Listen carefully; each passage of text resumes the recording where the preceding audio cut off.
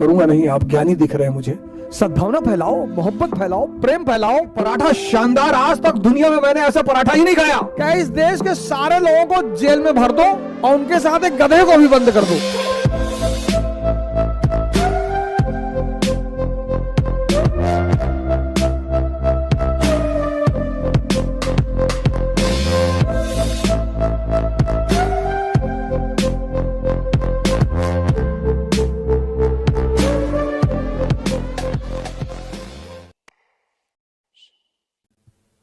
अभी मैं लखनऊ में था 15-20 दिन पहले, तो टीपू सुल्तान पे चर्चा होने लगी। बोले बड़ा बदतमीज शासक था। एक साहब बोले बहुत बदतमीज शासक था। मैंने कहा क्यों, आपके साथ बदतमीजी की? नहीं नहीं, वो है बदतमीज था, वो हमने सुना बहुत बहुत बदतमीज था। मैंने कहा सर, टीपू सुल्तान को पढ़ लोगे ना, एनलाइटेंड हो जाओगे। आपसे मैं बहस तो करूंगा नहीं, आप ज्ञानी दिख रहे हैं मुझे। ज्ञानी आज हिंदुस्तान में ज्ञानी कौन? जो बिना साक्ष्य के बोल रहा है, उससे तुम बहस नहीं कर सकते।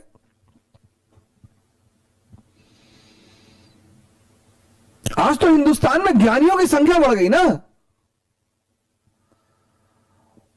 बिना साक्ष्य, बिना जाने, किसी से सुन लिया बोल रहे हैं। और किसी से सुनकर बोलोगे तो मुसीबत में पड़ जाओगे। किसी से सुनकर कोई बात बोलोगे तो मुसीबत में पड़ जाओगे।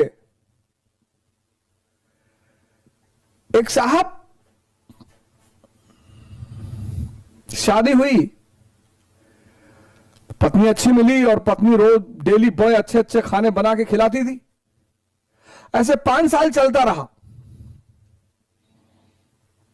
तो एक बार उनके मित्र ने उनसे कहा कि यार, तुम्हारी बीवी इतनी अच्छी है, तुम्हारी इतना सेवा करती है, इतना बढ़िया खाना बनाती है और सब कुछ करती है, तुम कभी उसकी तारीफ नहीं करते।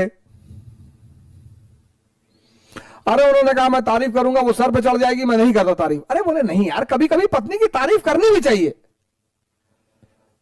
बेचारियां घर चलाती हैं, घर संभालती हैं, तो कभी कभी उनकी तारीफ करनी भी चाहिए। 5 साल बाद बेचारे को एहसास हुआ कि मुझे, दूसरे के कहने पर, कि मुझे पत्नी की तारीफ करनी भी चाहिए। तो शाम को आए और बीवी ने गोभी का पराठा बना रखा था, और जैसे पराठा खा के खत्म किया उन्होंने, वो से खड़े हुए और कहने लगे कि पराठा शानदार, आज तक दुनिया में मैंने ऐसा पराठा ही नहीं खाया। बहुत मारा बीवी ने।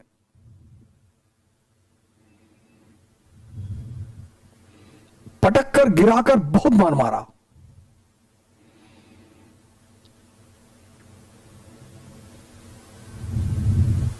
हस्बैंड ने कहा अरे मैं तुम्हारी तारीफ कर रही हूं, तुम मुझे मार रहे हो। मैं तुम्हारे खाने की तारीफ कर रहा हूं और तुम मुझे मार रहे हो, मार रही हो तो मुझे। तो उसकी पत्नी ने कहा कि 5 साल तक मैं बना के खिलाती रही, कमीने तूने मुझे कुछ कहा नहीं, आज पड़ोसन ने पराठा भेज दिया तो बड़े तारीफ निकल रहे तेरे मुंह से।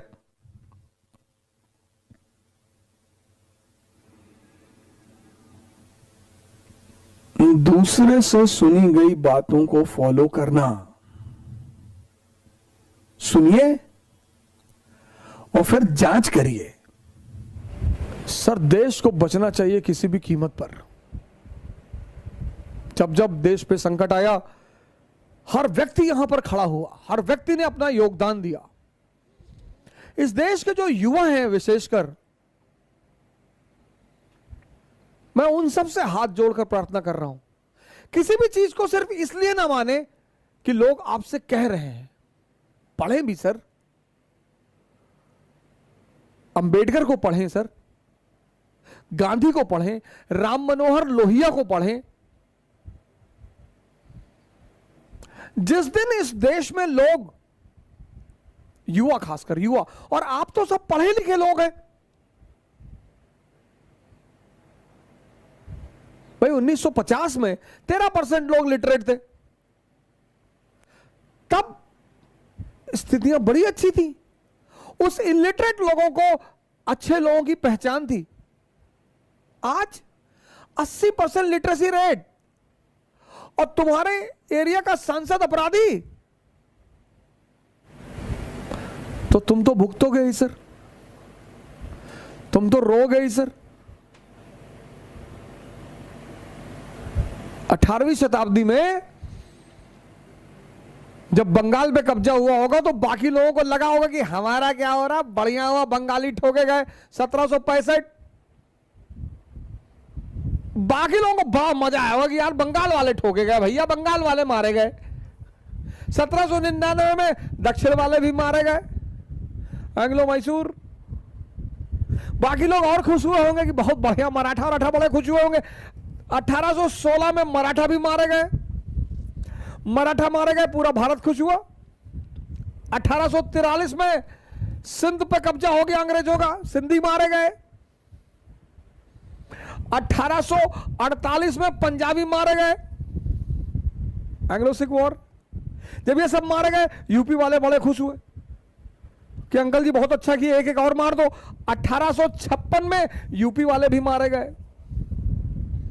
अंग्रेजों ने एक एक करके मारा, एक एक करके।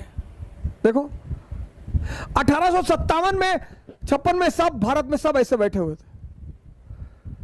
बोले क्या हुआ? बोले सरकार हमको भी मारा है सरकार। देखो क्यों उसको रिपीट करना चाहते हो?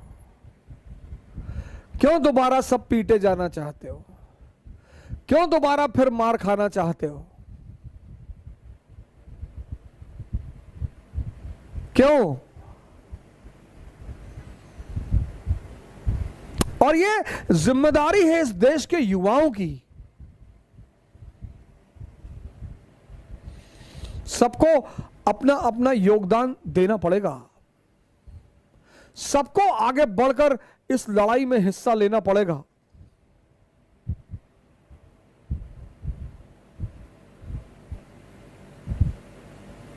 नफरत फैलाने से रोकना होगा, सद्भावना फैलाओ, मोहब्बत फैलाओ, प्रेम फैलाओ। हमारे एक सीनियर उन्होंने मुझसे कहा अवध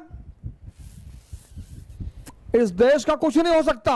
हमने कहा ऐसा ना कहे सर, कहीं एग्जाम्पल दे दूं? मैंने कहा दो। तो एक आदमी जा रहा था, उसको बुलाया, बोले भैया आपको क्या लगता है इस देश की समस्याओं का समाधान? कहा हमको क्या पता क्या समाधान है? क्या हमको पता है समाधान? क्या इस देश के सारे लोगों को जेल में भर दो और उनके साथ एक गधे को भी बंद कर दो।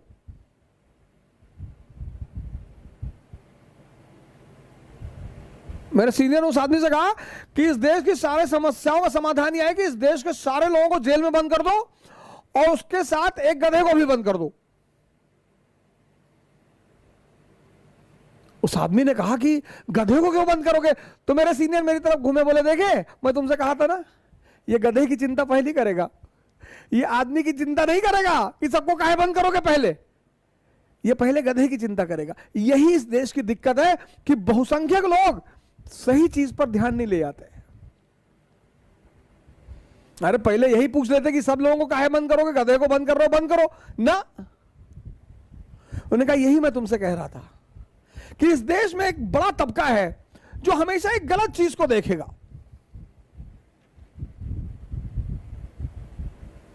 पूरी व्हाइट दीवार है, उस पर आपने एक ब्लैक मार्क लगा दिया। आप लोगों से पूछो क्या दिखाई पड़ रहेगा, लोग कहेंगे ब्लैक मार्क। इतनी बड़ी सफेद दीवार है वो नहीं दिखाई पड़ रही।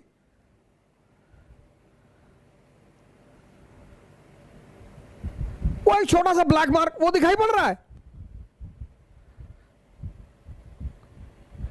इस चीज से बाहर निकलना होगा।